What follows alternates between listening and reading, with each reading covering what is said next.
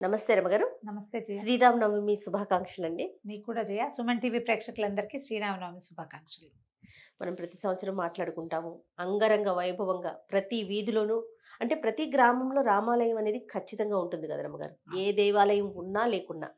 రామాలయం అంటే కనీసం రామభజన మందిరమైన ఉంటుంది. ఉంటుంది. భారతదేశంలో రామ మందిరం లేని ఊరే లేదు. అవును, అవును.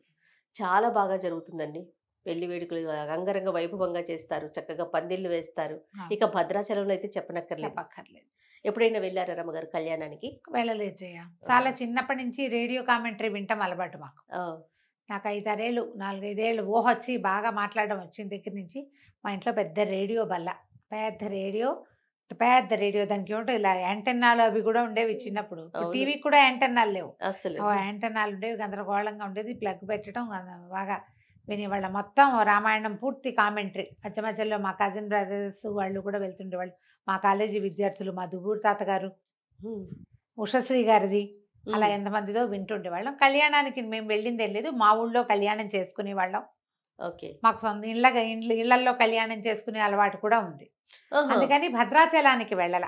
ఓకే. ఇంట్లో భగవంతుడు కూడా కళ్యాణం చేస్తారండి మీరు? ఇంట్లో కూడా కళ్యాణం చేసుకుంటాం. మాకు అదృష్టం ఏంటంటే భద్రాచలంలో ఏ చిత్రకూట మండపంలో అయితే కళ్యాణం జరుగుతుందో అది భగవత్ ప్రసాదం వల్ల.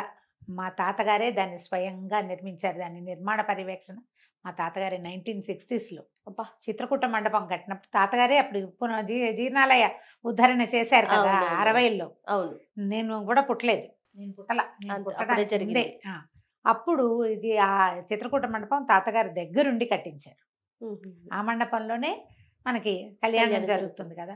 అప్పుడు వెళ్ళేవాళ్ళు. బహుశా నా చిన్నతనాల్లో, నేను పుట్టకముందు వెళ్ళేవారు, తర్వాత కూడా వెళ్ళేవాళ్ళు అనుకుంటా. నాకు బాగా ఊహ వచ్చేసరికి తాతగారు పెద్దవారు అయిపోయారు. 1-2 సార్లు వెళ్ళటం తెలుసు నాకు, అంతకంటే బాగా తెలియదు. ఎప్పుడు ఇలాగే తర్వాత మా ఊళ్ళో ఉన్న భజన మందిరంలో కళ్యాణం చేసేవాళ్ళు. చుట్టుపక్కల దేవాలయాల్లో ఉన్నాయి. ఇప్పుడు హైదరాబాద్ వచ్చేసి వివాహం అయిపోయిన తర్వాత ఇక్కడ చాలా చోట్ల మేము కళ్యాణాలు చేసుకోవటము, ఇంట్లో చేయటము. మాకు వేద పాఠశాల ఉంది కదా మా మరిది గారికి, అక్కడ కళ్యాణం చేయటం. నిరుడు కళ్యాణానికి మేమే కూర్చున్నాం పీటల మీద. అవకాశం ఉందిగా. అవునవును. కానీ పీటల మీద కూర్చోవటం అదొక అనుభూతి కదా రమగారు. అదో సంతోషం, అదో ప్రత్యేకమైన అనుభూతి కదా. రాముల వారు మనకు అల్లుడైపోతాడు, సీతామహాతల్లి మనకి కూతురు అయిపోతుంది. ఎంత అద్భుతంగా ఉంటుందో. అవును. మరి పండగ యొక్క విశిష్టత ఒక్కసారి మాట్లాడుకుందామండి. మనకి 2 యుగాల ముందున్న రాముడు మన మీద ఎలాంటి బలమైన ముద్ర వేశాడంటే అన్నిటికీ రాముడే మనకి. మంచివాడని చెప్పుకోవాలన్నా రాముడే, ధైర్యశాలని చెప్పుకోవాలన్నా రాముడే, ధర్మాత్ముడని చెప్పాలన్నా రాముడే. అవును. మంచి అన్నయ్య, మంచి నాన్న, మంచి కొడుకు, మంచి భర్త, మంచి రాజు. ఇప్పటికీ మనకి రామరాజ్యమే కావాలి.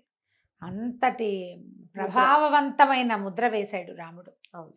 మన ముందు యుగాలకి చెందినవాడు. మన ముందు యుగంలో కృష్ణుడు ఉన్నాడు, అంతకుముందు యుగంలో ఉన్నవాడు శ్రీరాముడు. అంత అద్భుతమైన ముద్ర వేసిన రాముడికి పుట్టినరోజు జరుపుకుంటాం. భారతదేశం అంతా పుట్టినరోజు జరిపితే తెలుగునాట మాత్రం పెళ్లి రోజు కూడా జరుపుకుంటాం. అవును. అయితే ముందు కాలంలో లేదు, కానీ కంచర్ల గోపన్ గారు, రామదాస్ గారు ప్రవేశపెట్టిందే కళ్యాణోత్సవం. సీతారాముల కళ్యాణం జరిగింది నవమి నాడు కాదు, కానీ ఆయన వివాహం కూడా అభిజిత్ లగ్నంలో జరిగిందనే చెప్పబడుతుందట. అంచేత ఏ అభిజిత్ లగ్నంలో ఆయన జన్మించాడో అదే లగ్నంలో వివాహం కూడా చేయటం కోసం ఇట్లా మధ్యాహ్నం పూట కొంచెం లేటుగా మొదలు పెడతారు కదా. ఊరూరా కళ్యాణ మండపాలు వెలుస్తాయి. మనకి తెలుగునాట అంతా ప్రత్యేకంగా కనపడుతుంది. అవును. రామ అనే 2 అక్షరాలు అత్యంత సులువుగా పలకగలిగేవి, మనని తరింపజేసేస్తాయి. పెద్దదైన నారాయణ మంత్రాన్ని లేదా ఉపదేశం అవసరమైనటువంటి పంచాక్షరినో కాకుండా ఎవరైనా కేవలంగా రామనామం చేసుకో అని నేను నీకు చెప్పచ్చు. అవును. నేను అధికారిని చెప్పడానికి అధికారం నాకు లేకపోవచ్చు, పుచ్చుకునే అధికారం నీకు లేకపోవచ్చు. కానీ అయినా కూడా రామ మంత్రాన్ని ఎవరైనా ఎవరికైనా తేలికగా ఉపదేశించవచ్చు. తారక మంత్రాన్ని గురుముఖత తీసుకునే అద్భుతమైన వ్యవహారం కూడా ఉన్నప్పటికీ కేవలంగా రోజు రామనామం చెప్పుకో అని మామూలుగా ఎవరైనా ఎవరితోటైనా చెప్పేసేయచ్చు. అది అంత అద్భుతమైన ఫలితాన్ని కూడా ఇస్తుంది. మామూలుగా మంత్రోపదేశం, మంత్రం అంటే అది చాలా ప్రభావవంతమైనది, బలమైనది, ప్రత్యేకమైనది. కొంత నియమం, నిష్ఠ కావలసినవి. విధానము, గురువుకో విధానం, వారి విధానాన్ని మనం పాటించాలి. నియమాలు ఉంటాయి. ఆ నియమం లేకుండా మనని తరింపజేయటానికే రామనామం ఉంది, రాముడున్నాడు. బా. అలాగే ఉంటాడు. ఇప్పుడు ఈ కథల్లో మనం చెప్పుకునే కథల్లో భగవంతుడే రాముడుగా అవతరించాడు. వాల్మీకి రామాయణంలో సుస్పష్టంగా చెప్పబడుతుంది, నేను వీళ్ళ యందు అవతరిస్తాను అని ఆయన చెప్పాడు స్వయంగా బాలకాండలో. చెప్పిన తర్వాత జరిగిన పుత్రకామేష్టిలో పాయసం వచ్చింది. పుత్రకామేష్టిలో ఉన్న యజ్ఞపురుషుడు పాయసం తీసుకొచ్చి ఇచ్చాడు దశరథుడికి, ఆయన 3 భార్యలకి పంచుకోమని. ఆయన ఒక ఆవిడికి ఒక సగభాగము, రెండో ఆవిడికి పావు భాగము, మూడో ఆవిడికి 4వ భాగము, ఇట్లా చొప్పున 2 భాగాలు మధ్యలో ఆవిడికి దక్కేలాగా చేసి పంచిపెడితే, పాయసాన్నంలో అర్ధభాగంగా అంటే దశరథుని తాలూకు తపశ్శక్తిలో తపో ఫలితంలో సగభాగంగా భగవంతుడు జన్మించాడు. కానీ ఆయన పుట్టిన నాటి నుంచి వెళ్ళిపోయే నాటి వరకు, అవతారం చాలించి నిష్క్రమించే నాటి వరకు తనని భగవంతుడుగా ఎక్కడా ఎప్పుడు ఏ సందర్భంలోనూ చెప్పుకోలేదు. అవును, భగవంతుడిగా ప్రవర్తించలేదు. ఒక అద్భుతమైనటువంటి అతిమానుషమైనటువంటి మానవుడిగానే కనిపించాడు. అలాగే ప్రవర్తించాడు. మానవులకుండే రాగద్వేషాలు అనుభవించి చూపించాడు. సీత తప్పిపోయినప్పుడు, ఆమెని ఎత్తుకెళ్ళిపోయినప్పుడు ఒక భార్య వియోగాన్ని స్పష్టంగా అనుభవించాడు ఆయన. భార్య కోసం ఎంత ప్రయత్నం చేయాలో అంతా చేశాడు.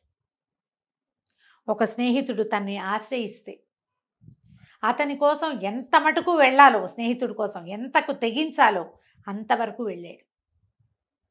ఒకరు తనని ఆశ్రయిస్తే, విభీషణుడు ఆశ్రయించాడు, మా తండ్రి అన్న దుర్మార్గుడు, అతను ధర్మం తప్పాడు, నన్ను వెడలగొట్టాడంటే నాతో ఉండు, నిన్ను రాజును చేస్తానన్నాడు.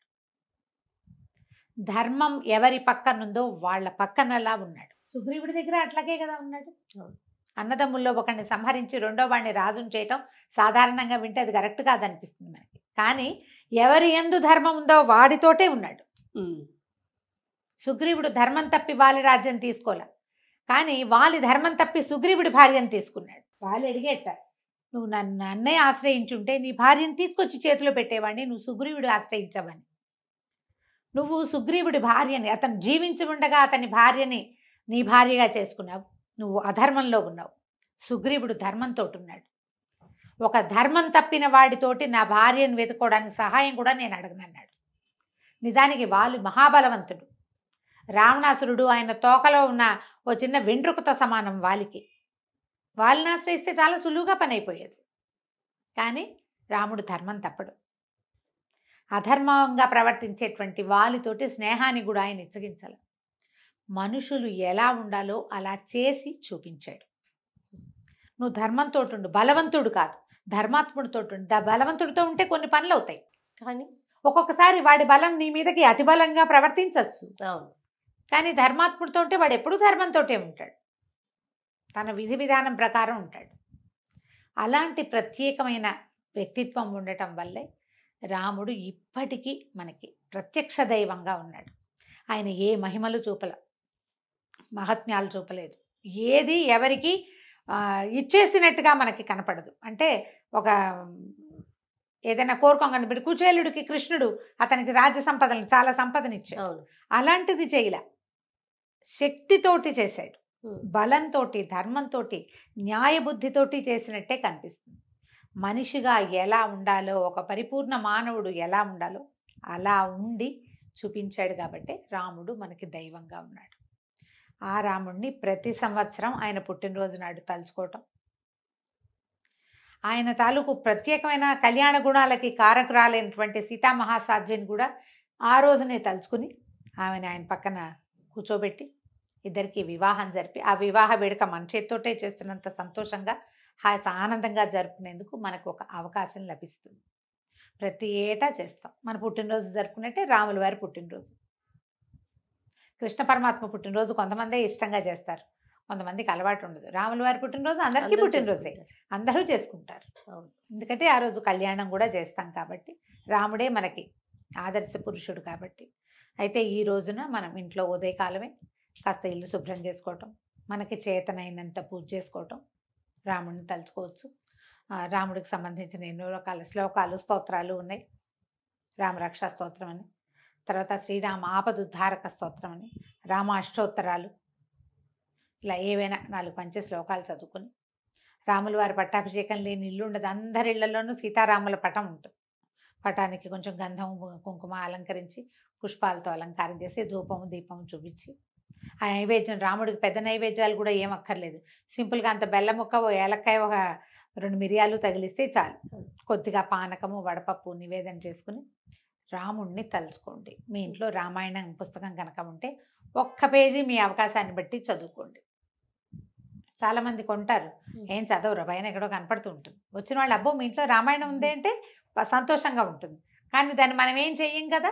పర్వదినం రోజున తప్పకుండా చదవగలిగితే ఎక్కువ చదవండి, లేకపోతే కొన్ని పేజీలైనా చదువుకోండి. చదవగలిగే వాళ్ళు ఉంటే కనుక సీతా కళ్యాణ ఘట్టం, పుత్రకామేష్టి ఘట్టం చదువుకోవచ్చు, సీతా కళ్యాణ ఘట్టం చదువుకోవచ్చు, అయోధ్యకాండ మొదటి 2 సర్గలు, రామగుణ వర్ణనం కావాలంటే అది చదువుకోవచ్చు.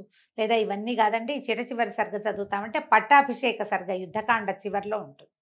ఏదైనా ఒక సర్గ చదువుకుని రాముల వారి పుట్టినరోజుని సంతోషంగా ఆనందంగా భక్తి తత్పరతతోటి జరుపుకుందాం. తప్పకుండా రమ్మగారు. నమస్తే. నమస్తే జయ. సుమన్ టీవీలో మీ పర్సనల్ అండ్ బిజినెస్ ప్రమోషన్స్ కోసం కింది నెంబర్కి కాంటాక్ట్ చేయండి.